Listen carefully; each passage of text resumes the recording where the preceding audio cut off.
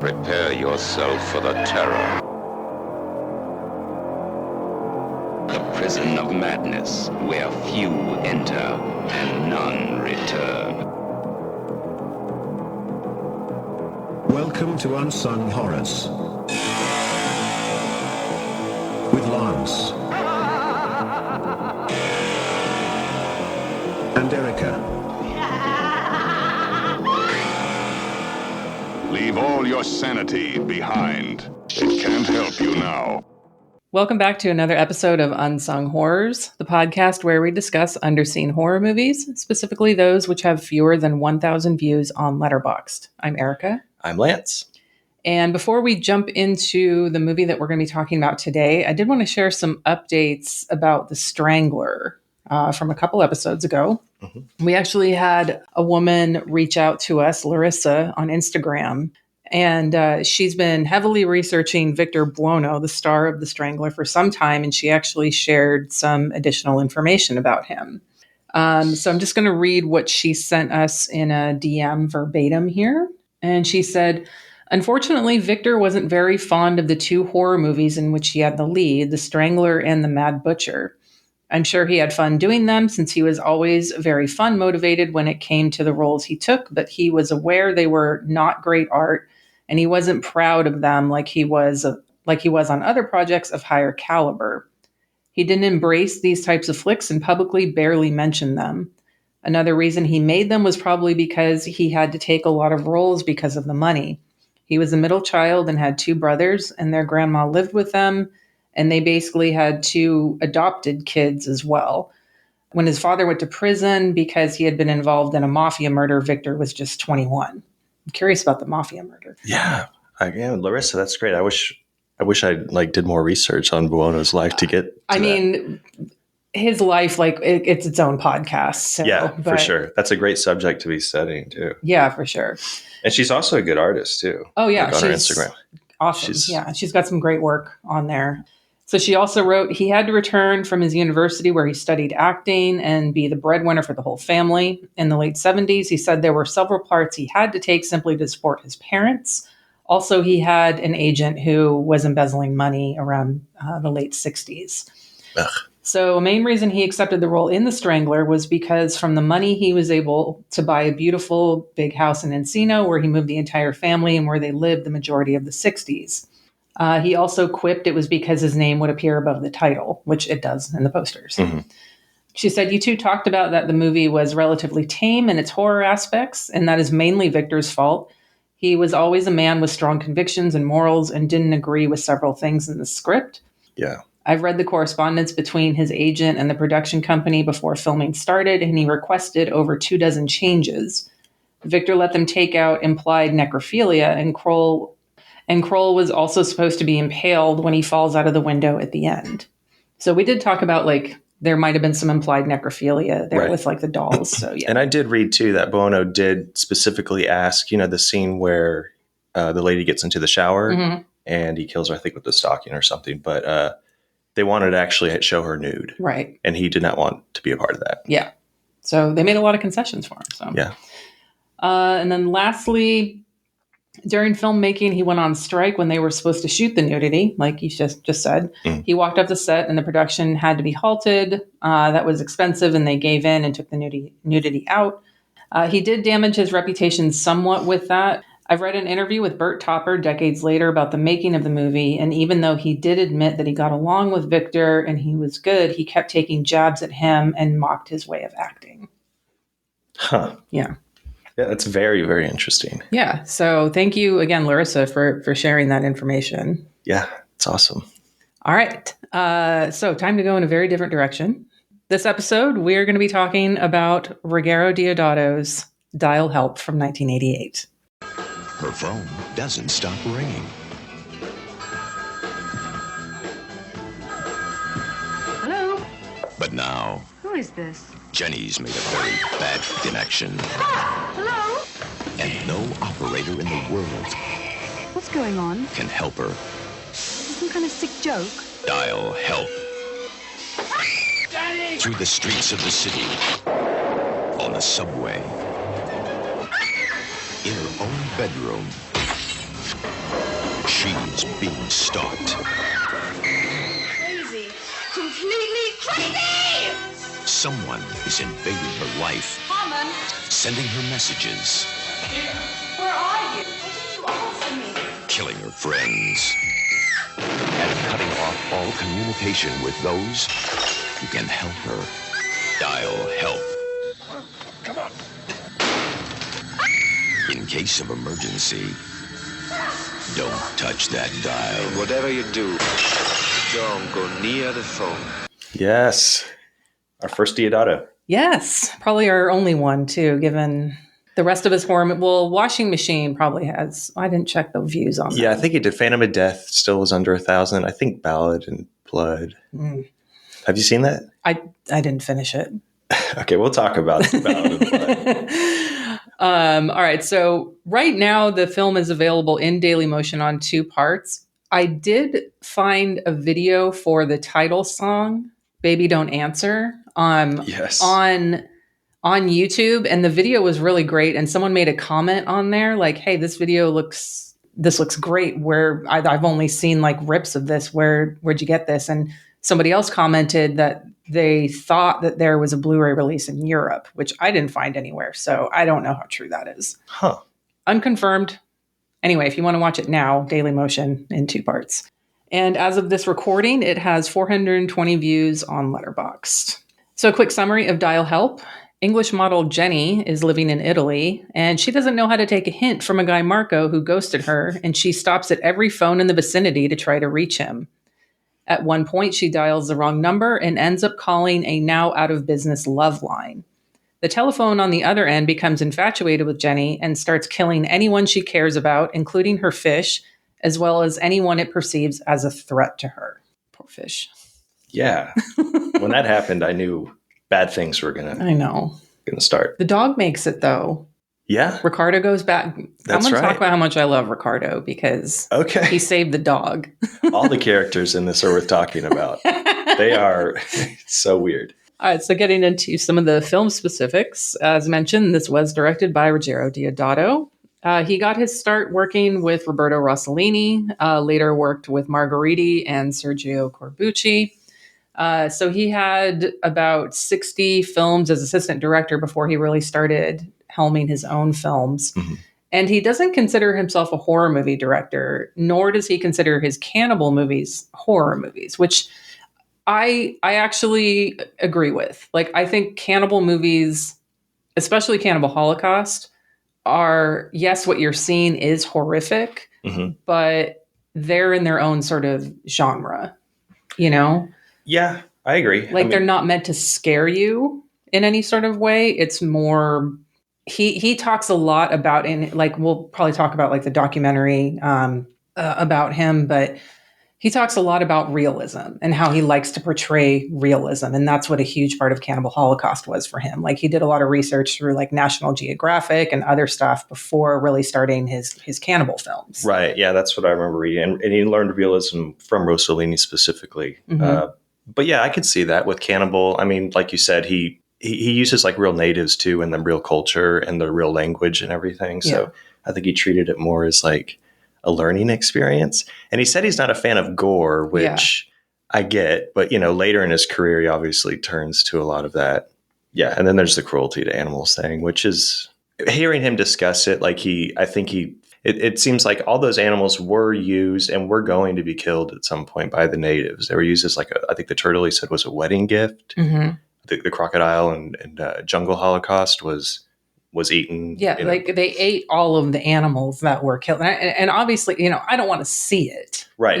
But, I can't say anything because, like, I try my best to not eat meat whenever I can. I know you're a vegetarian, Yeah. but, like, what's happening here is no different than what happens in fucking slaughterhouses. Right, exactly. So, and if anything, like, these are people who are like, this is their only means of finding something to eat. And so these are the true elements, these, Cannibal Holocaust, and, it's sexually fictionalized and scripted Sure. to a point. But yeah, the animal killings it's their way of life, Right. It doesn't offend me as much as just somebody just killing a chicken because they wrote it in the script, Exactly. Yeah. Or someone taking a fucking rifle out to go hunt a deer so they can put the head on the wall. Right.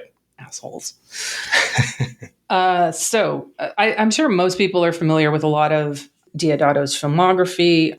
You know, there was a few that I hadn't seen before getting ready for this episode. Ones I had seen before, obviously Cannibal Holocaust, Cut and Run, Raiders of Atlantis. I had not actually watched, but I thought I had seen it. But then I started watching. I was like, oh no, I watched another post-apocalyptic Italian movie that I thought was this. And so, but yeah, that one's a lot of fun. Oh, I love that one so much. And Deodato even says, like, he had a lot of fun doing it because there was absolutely no script. Oh, yeah. Day to day, it was written and you could see it. Yeah. It has everything. I think in the Junesploitation episode, too, I had mentioned, what was it? Petey Wheatstraw was like the Raiders of Atlantis, or what else is it called? Atlantis Interceptors. Uh-huh.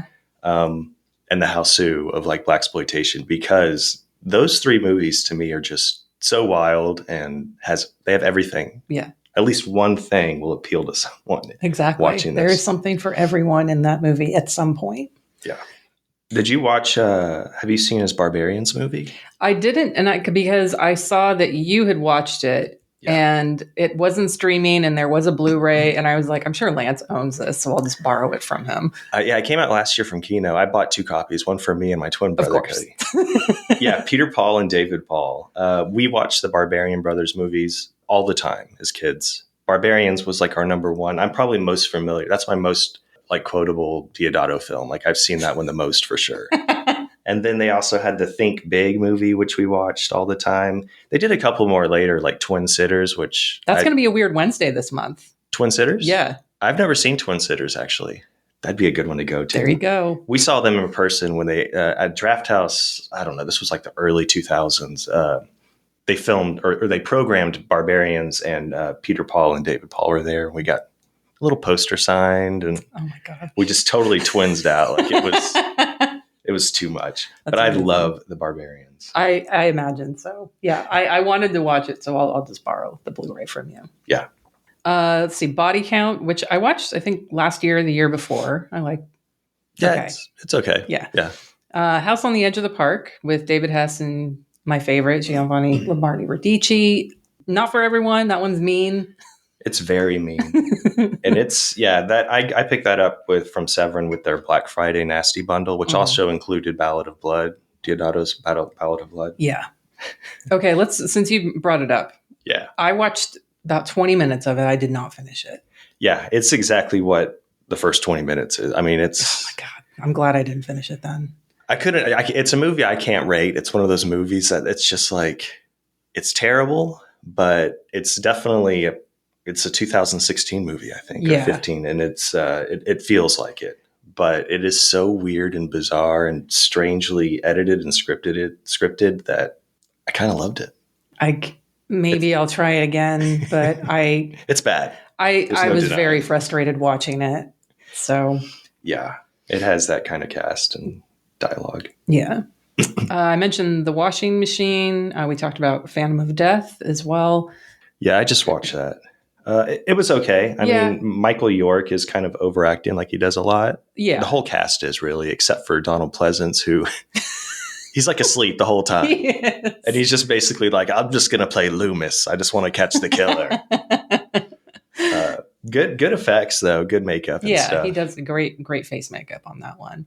Yeah. I did watch Waves of Lust for the first time, which had actually Deodato's wife at the time was the star of that. And this one, it didn't come up in the episode, but when we did our episode on Patrick Still Lives, we talked about, is this movie the most J&B that any movie has ever J&B'd? And, we asked that question on Instagram, and there's a Instagram account, J&B in the Movies, who only posts pictures of J&B in the movies. It's great. Yeah.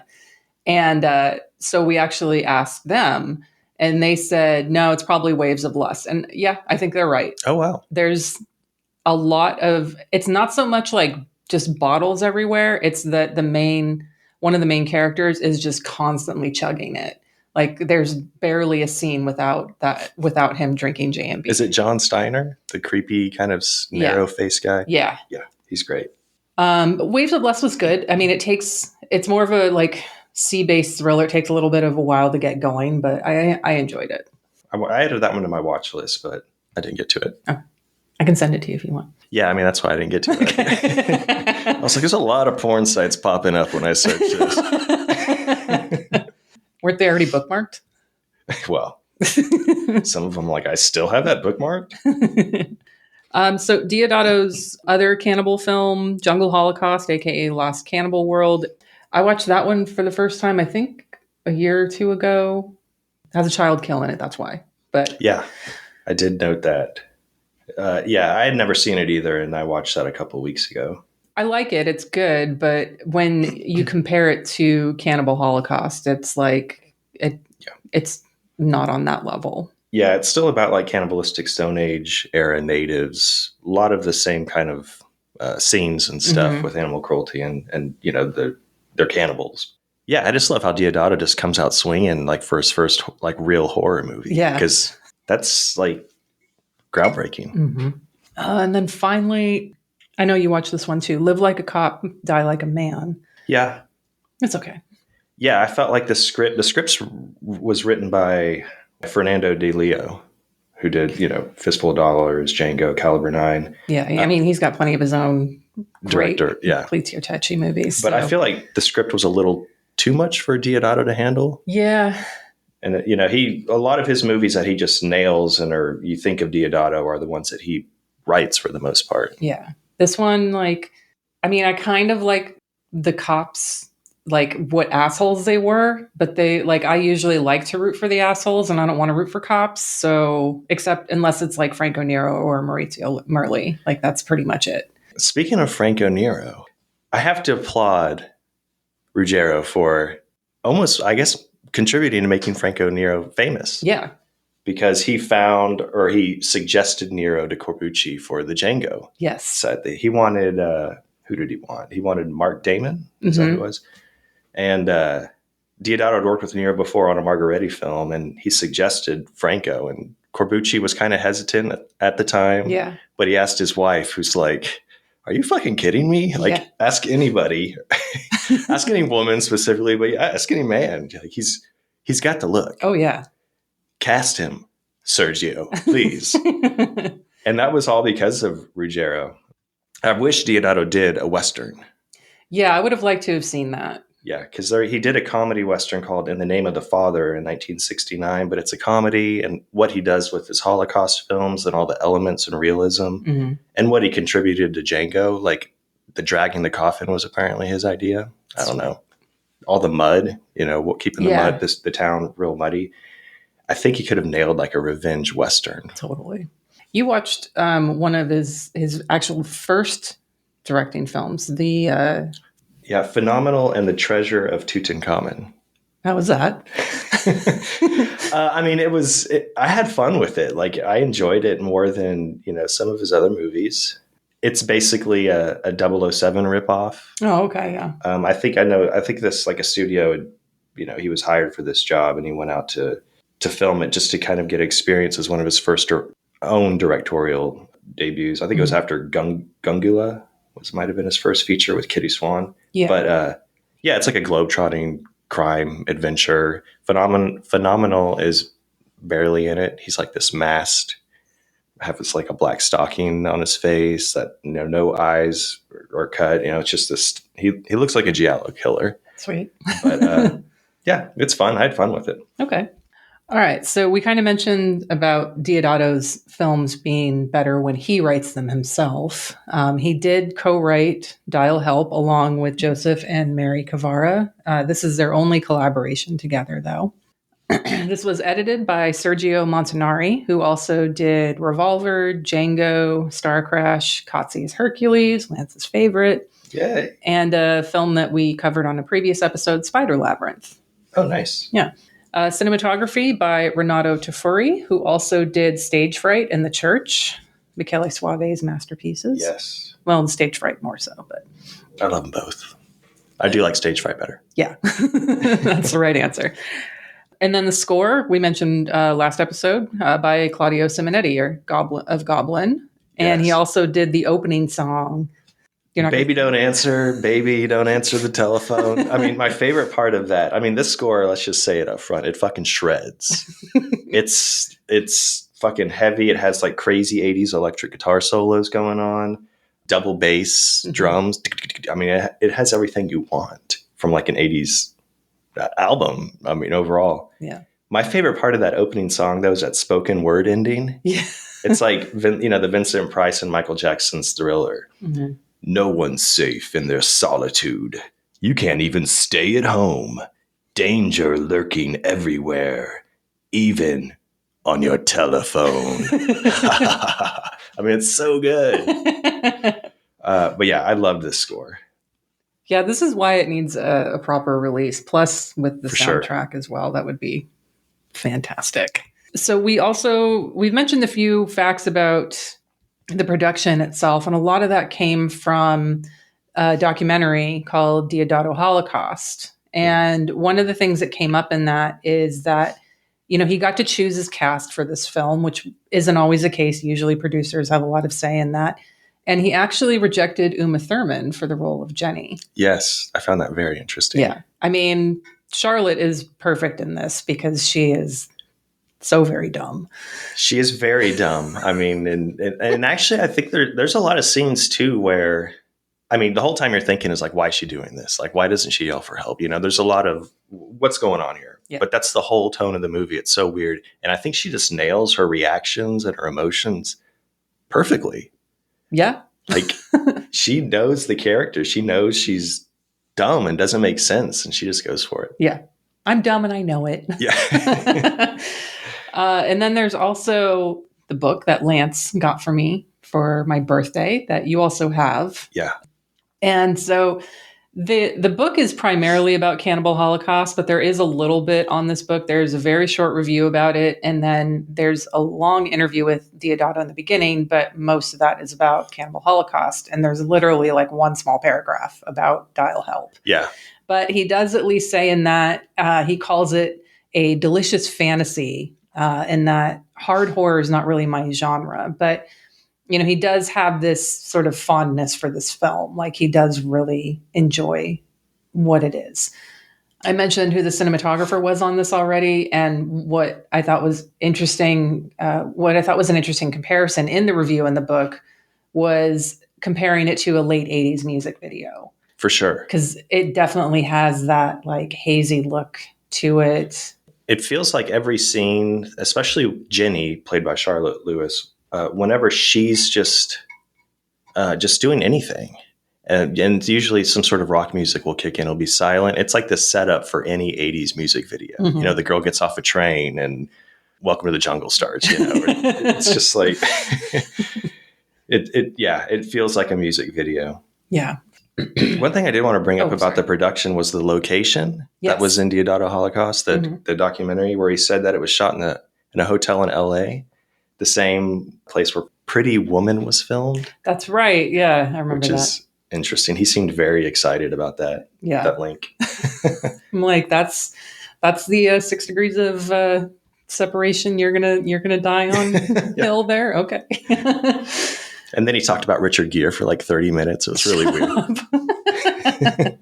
All right, so getting into the cast, Jenny is played by Charlotte Lewis. She's got very few acting credits, mostly, some erotic thrillers, which makes sense. She's definitely got the look and acting for that. Marcelo Monduño plays Ricardo, her neighbor. He also doesn't have very many acting credits. He was in Demons. He played Bob in the film within the film. And he was also in Lamberto Bava's 80s Giallo Midnight Killer, which is on my watch list. I need to finally get around to that one.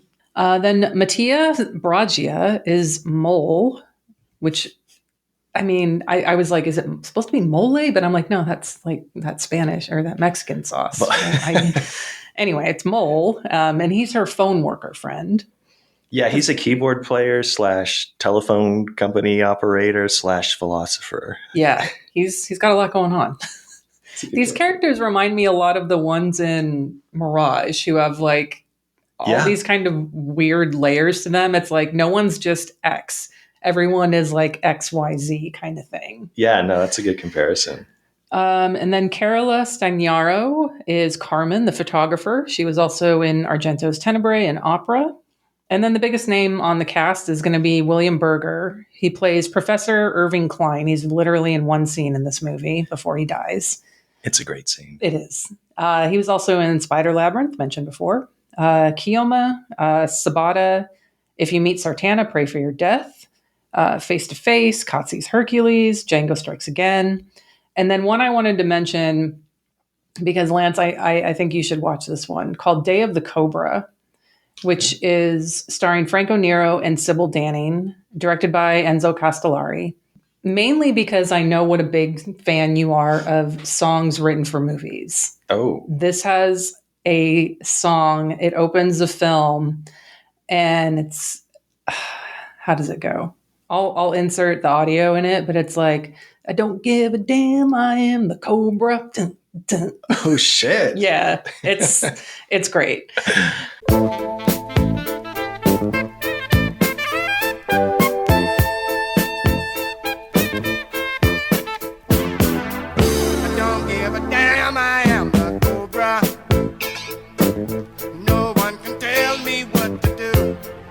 So I know you would love it, but yeah, I can't remember where I watched that one. It's probably on YouTube. Yeah, I need to find that Castellari, yeah. All right, and that's it for the cast and crew. We'll get more into this film right after this promo from our network.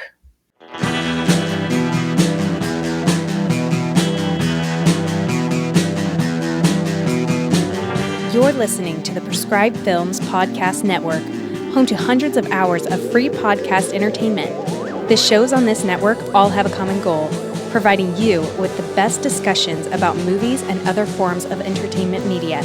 The PFPN hopes to fill your earholes with audio joy. Visit our website with links to all the other amazing shows at www.thepfpn.com. Thanks for listening.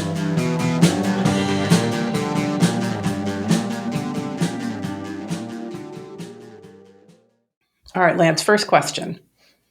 How many times did you yell at Jenny? Well, I had seen your review before I first watched it. Okay. So I think I had the mindset of, I'm not going to scream at the screen.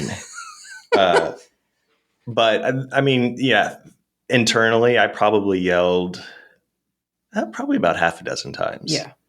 Especially when the scenes where she's in the subway and there's a lot going down and there's a lot of people walking around. Yeah. And she's just running and falling down exhausted and just not doing anything. Yeah.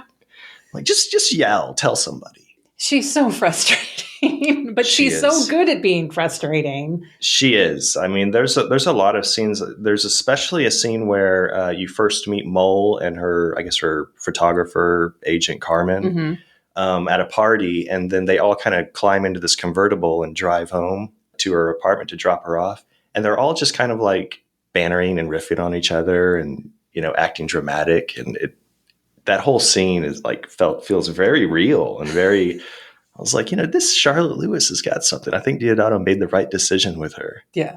I think he did make the right decision for this movie, but it's also not something where I actively want to seek out anything else that she's been in. That's true. I mean, she's a very beautiful woman. Yeah. There are some scenes, there's some nudity scenes and stuff, but yeah, her performance doesn't like want me to seek out her whole filmography unless Deodato's directing. I mean, yeah, then, but. I mean, not in 2016 though. Do a shot-by-shot remake of Dial Help with the same cast if we're still alive. I don't know if you can just capture the magic of it, because there is some fucking nonsense in this movie that is why so first watch I gave it 3 stars, and then rewatch I was like, no, this brings the weird. So 3.5. I bumped it up 3.5. Me too. Same thing.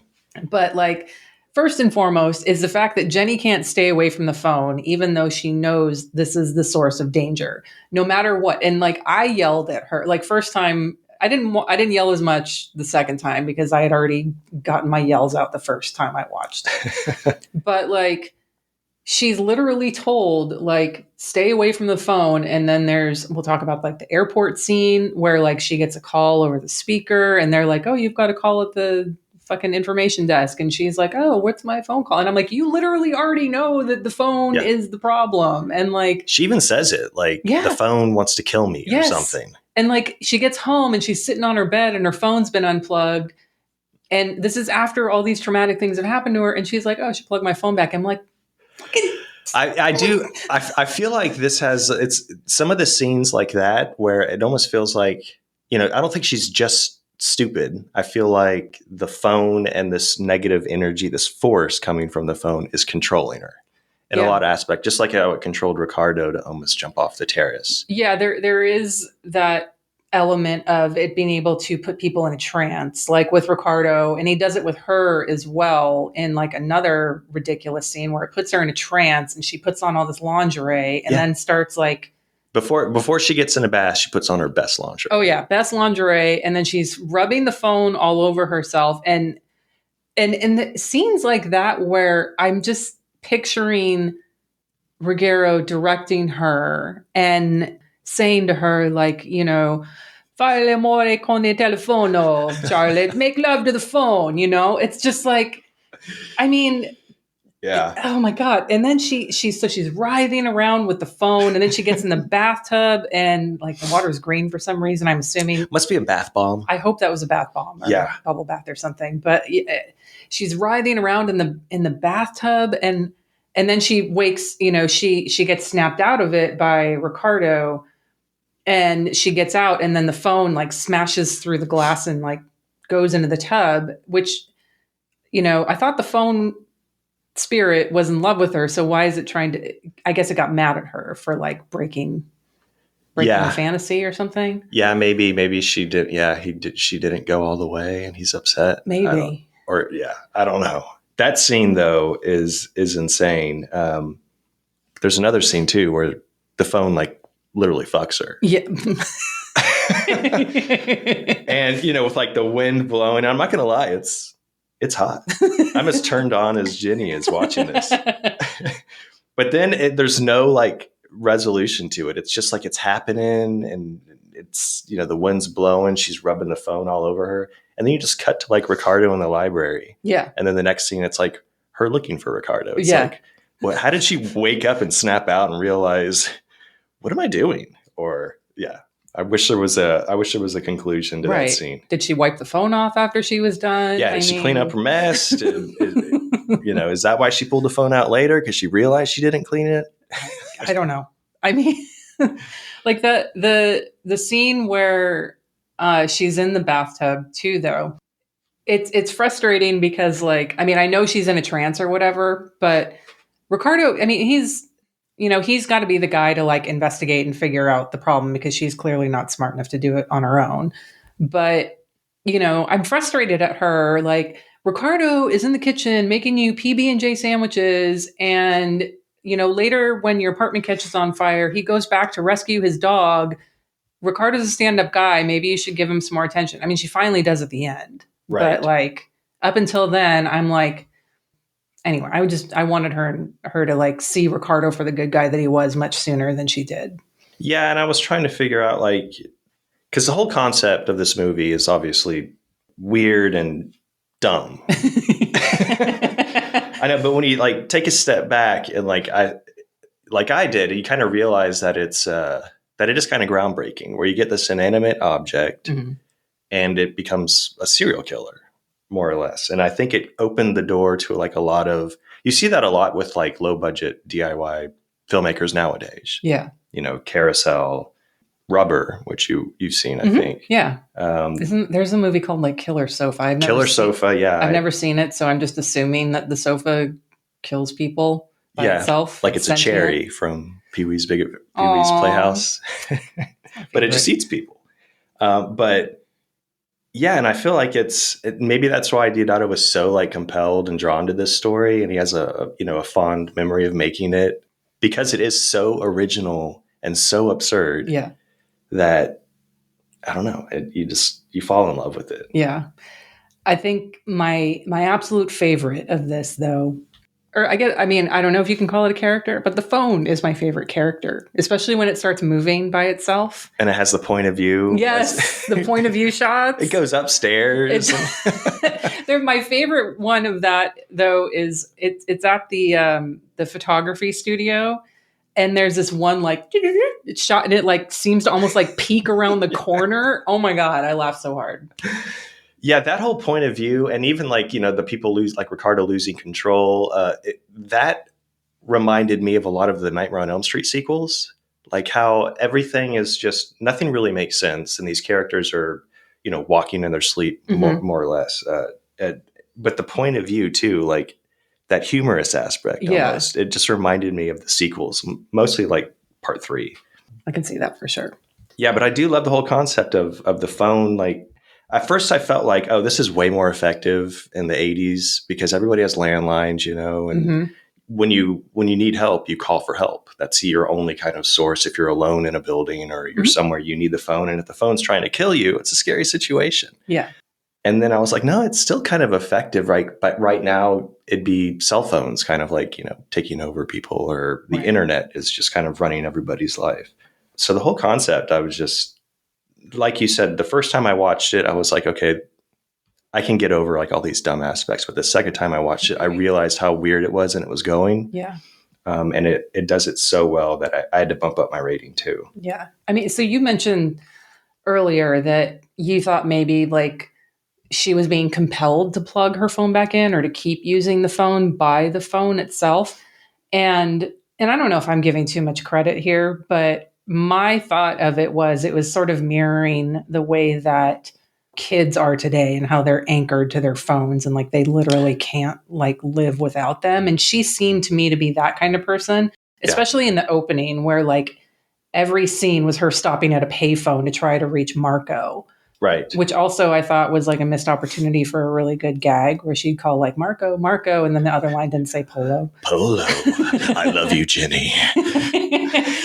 But I mean, I kind of looked at it like she's so obsessed with like her phone already. And maybe even that's why the phone fell in love with her, because he saw like I'm anthropomorphizing this phone, but I mean, it's in love with her essentially. Like that's what Deodato claimed the story was about. So yeah, no, I get that totally. Like it is kind of like a foreshadowing of how people rely so much and are addicted to their electronic devices.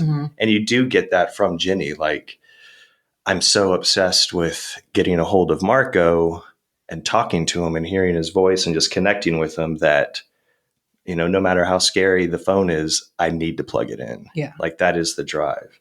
But yeah, I mean, the whole concept where they briefly describe what's occurring is just amazing and kind of like groundbreaking in its like own realm. It's about these negative energies. It's quickly discussed. The energies of love and hate circulate throughout the universe, and under the right conditions, they condense and concentrate themselves in a single location. In this case, it's like the office of this.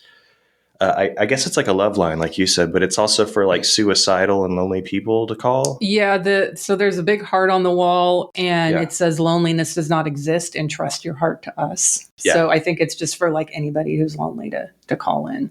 Right. So yeah, as they kind of condense in these single locations, these negative energies, they seek a way out apparently.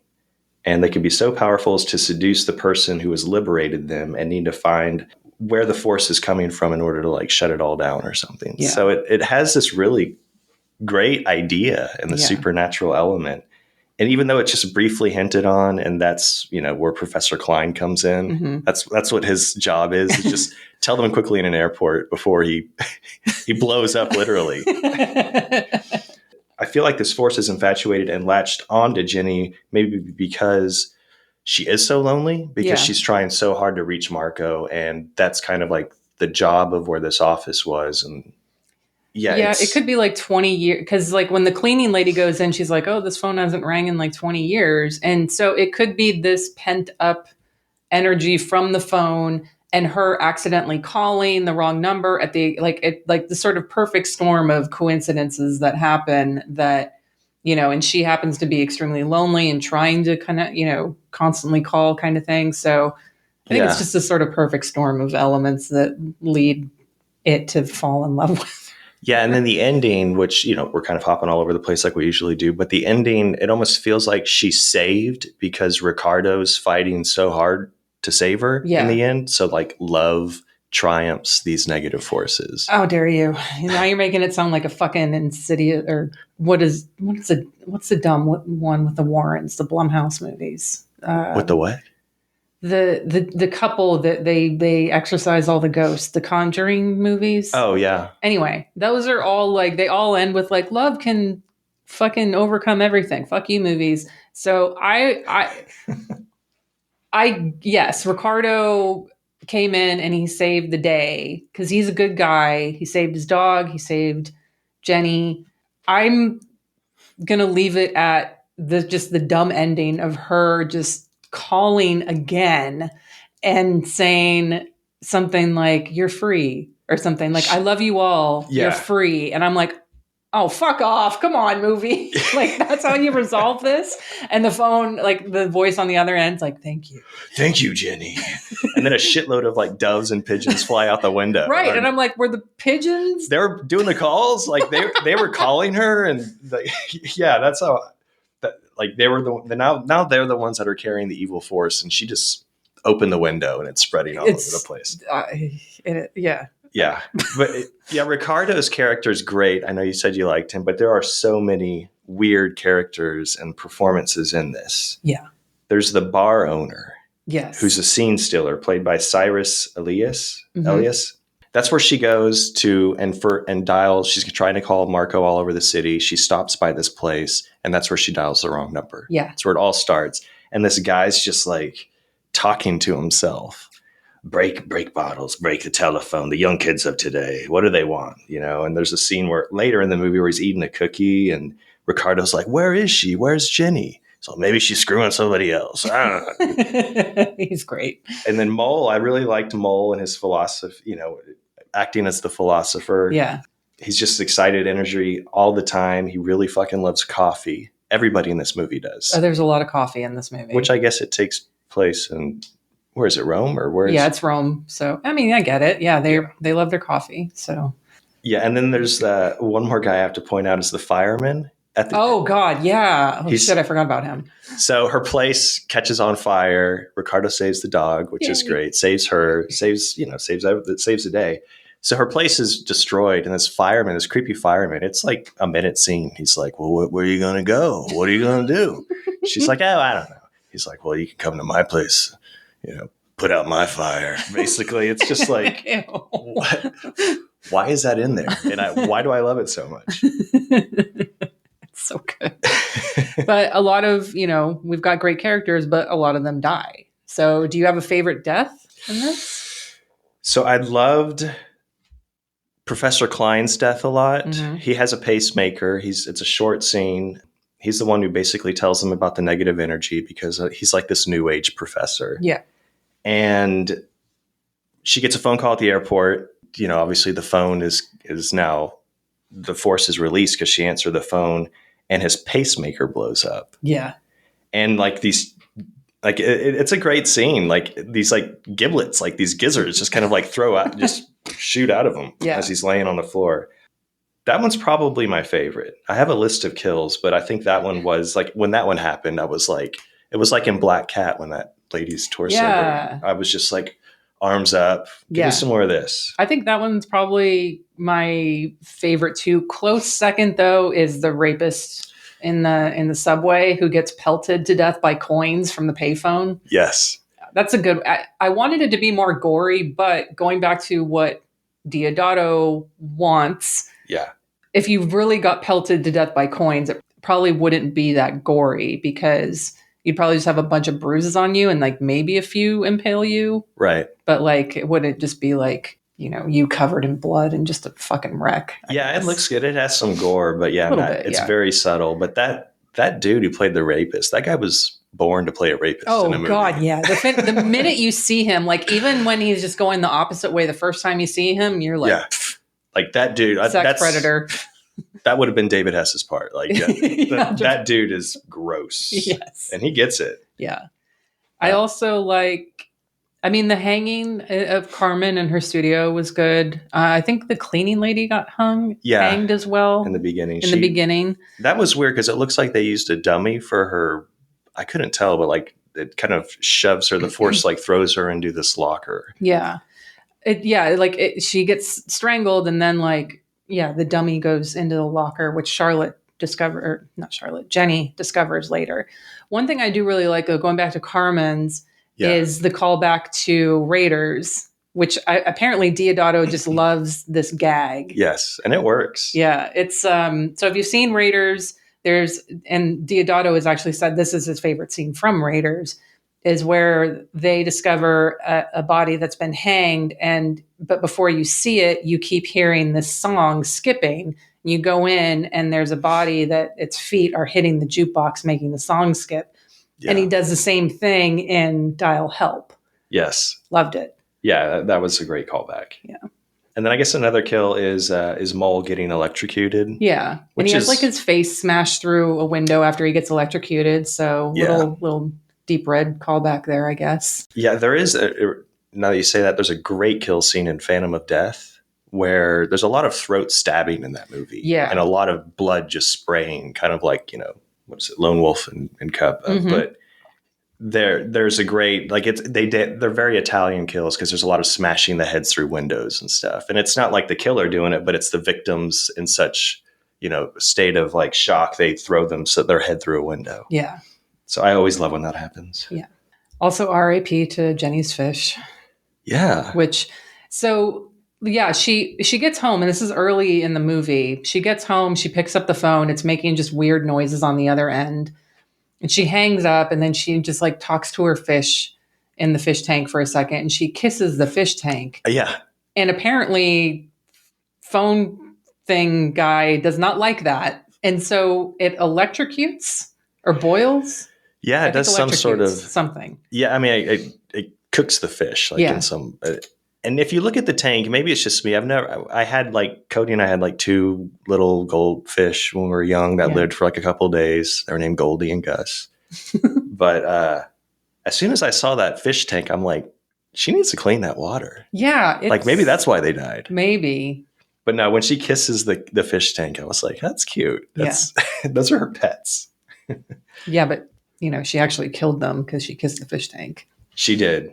And she tries to explain it to that officer in that little square area. Oh my God, why would you try? Why would you even try to explain that? She's like, I know how this sounds. I'm like, if you know how it fucking sounds, then don't try to explain it to a police officer who also barely speaks English. Yeah. She started off well. She's like, 2 of my friends were murdered. And then she starts blurting out, then I think the phone's trying to kill me and my fish died. And I'm like, what are you doing, Jenny? Come on, just focus. Be like, there's a dead body in the subway. Start with that, and then we can go from there. Right. Then we'll deal with your boiling fish and, your phone masturbation sessions. Just leave it alone. This movie. All right.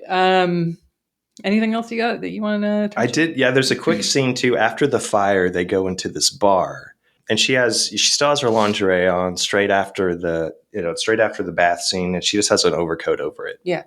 So her and Ricardo go there, and they go into this bar, and there's this jazz flutist that's playing, and the melody sounds just like Something Tells Me I'm Into Something Good. Okay, that's what your review was. I'm like, this jazz flutist is it's putting some competition for Ron Burgundy from Anchorman. I want to see them have a jazz flute off or whatever it's called. Anything else? Yeah, I did want to point out the first time I watched this, one of my first notes at the end was the last 15 minutes of this are perfection. It's as soon as Jenny leaves that bar where that flutist is playing, the band's playing, everything, the camera work, the music, the lighting, the sound effects, the practical effects, the tension, to me, it was just turned next level. It's turned to 10.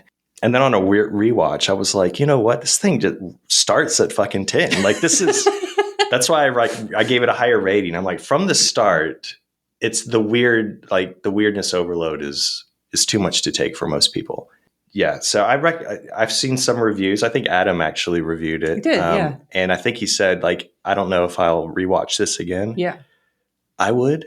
Like, I think the rewatch is better. You get through your first initial reaction of screaming at how dumb Jenny is. Yes. And how absurd just the whole plot and the whole idea is. But then it ends and you're like, okay, that's really weird. I respect what it goes for. And then you watch it again and you're like, I know exactly what it's going for. Like, this is to just make you feel and question the world. Yes. And ideas. Like, why do people do this? And I love it. Yeah, I definitely think this improves on a rewatch. I would recommend it. It's not for everyone. If you're already a fan of Italian horror, you should already be in, I think. Yeah. What would you do for a double feature on this one, Lance? So I'm going to stick. A lot of movies came to mind. Mm-hmm. One was a short, which, won't be my double feature pick. But remember that short? It's a student film by S.S. Wilson, who went on to direct some of the Tremors sequels. But it's called Recorded Live, 1975. It played at the first Agfodrome. Oh, yeah. And it's like an 8-minute short where basically these videotape reels or film reels, they come to life and they devour the main character. Yeah.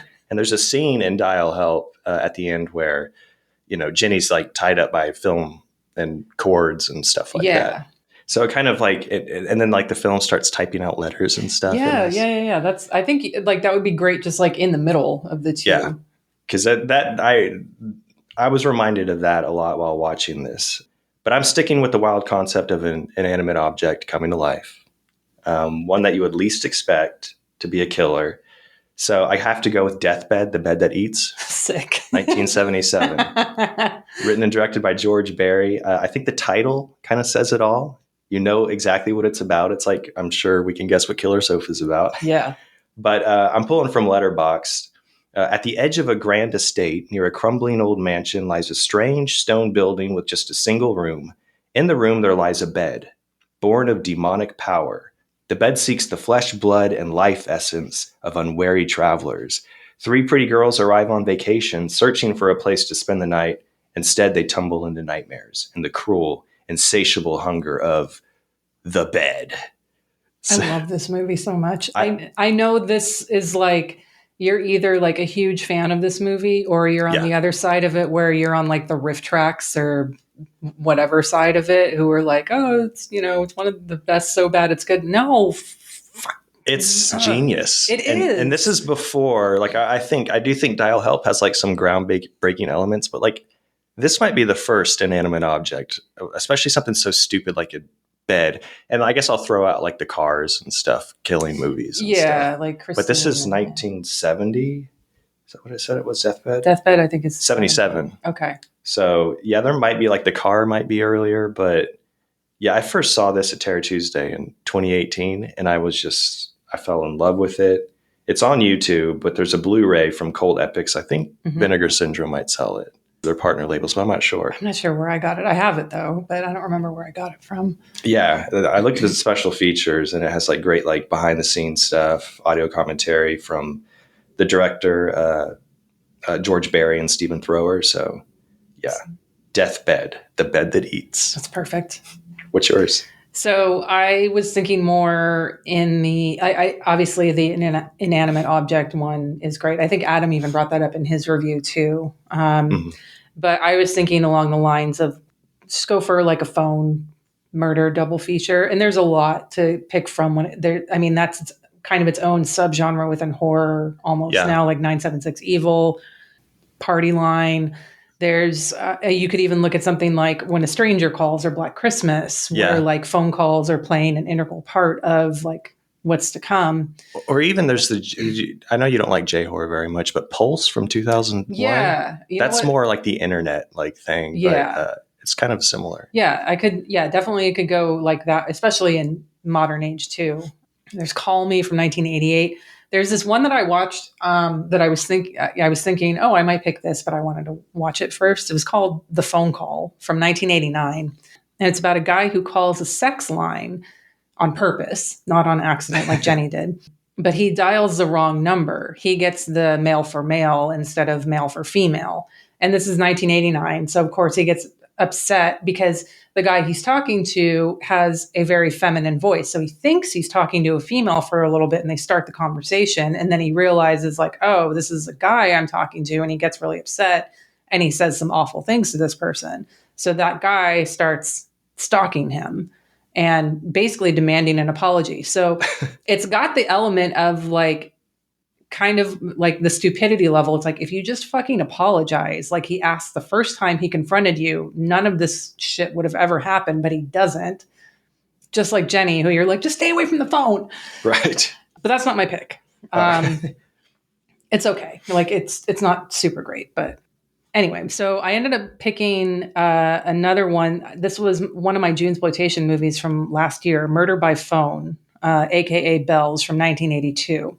Now, it doesn't have the supernatural element of Dial Help, but is instead about a disgruntled employee who sets up a device connected to phones that whenever a person answers, an amplified sound kills them on the other end. So it's also a very stupid premise. Yeah. But it does take itself a lot more seriously than Dial Help. So it's tonally a lot different. So I think it would still work in a double phone feature. Yeah, that sounds good. For that. So Murder by Phone 1982. That's on YouTube. Nice. All right, Lance, next movie. Next pick. Okay, so watching all these Deodato jams, I was more sucked in, I guess more so. I'm always sucked in. We love our Italian horror. But I'm sticking with Italian horror for this next pick. Yay. Completely different tone, though. Like through and through, the atmosphere, the subject matter. Okay. Maybe not so different in the overall weirdness, though. I'm picking Giulio Questi's Arcana from 1972. I don't know this one. It's about a widowed mother who runs a fortune-telling business with the help of her creepy son, and they work out of their apartment. The mother obviously does this tarot card reading, clairvoyant bit as a means to make money, hoping to convince and scam wealthy men and women to schedule and pay for regular visits, just so her and her son can live a better life and get a nice place. But the creepy son, however, believes his mother knows the true secrets of the black arts and spiritualism, and he forces her to reveal these secrets, and he finds that he's actually the powerful one in the family. And his power, or whatever it is, he possesses, begins having an effect on his mother, her clients, the neighborhood, pretty much beyond. Like, he's a powerful sorcerer, kind of. So Arcana will try some people's patience for sure. Like, maybe it's similar to Dial Help like that. You'll know, like, within the first 15 minutes if this movie's like for you. Oh, okay. And if it is, I think you're in for a wild ride. If you feel like you're not clicking with it or vibing with it in the first 15 minutes or so, you're probably going to hate it. But it currently has 330 views on Letterboxd. It's on YouTube. There are a few options on YouTube, but search Arcana, Arcana, English subs. Okay. That's the good one that pops up. So yeah, a little bit of Questi's Arcana. Oh, he did Death Laid an Egg. Yeah. Sick. Okay.